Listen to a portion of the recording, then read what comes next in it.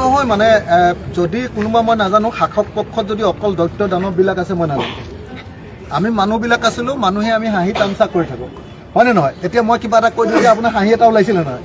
আপোনাৰ যদি এতিয়া টিভি কেমেৰাটো আপোনাৰ পিনে দি এই সাংবাদিকে বাইক লওঁতে হাঁহিয়ে থাকে বুলি ক'লে মানে সেইটো হ'ব নেকি কওক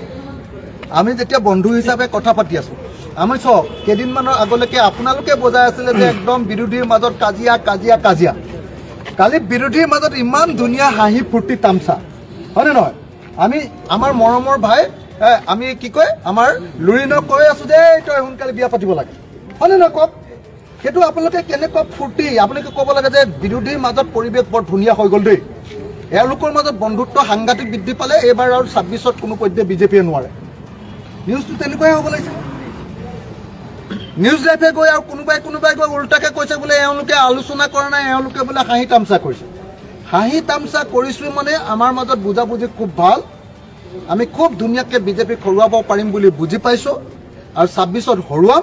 আৰু হৰুৱাব পাৰিলেহে আপোনালোকৰো শান্তি হ'ব আমাৰো শান্তি হ'ব চাকৰিয়ালো শান্তি হ'ব ব্যৱসায়ো শান্তি হ'ব মহিলাসকলৰো শান্তি হ'ব ছাত্ৰ ছাত্ৰীৰো শান্তি হ'ব অসমত আদি সুন্দৰভাৱে থাকিব পাৰিম গতিকে আমি চবেই মিলি বিজেপিক হৰুৱাওঁ হওক আপোনালোকৰ পৰা সহযোগিতা বিচাৰিম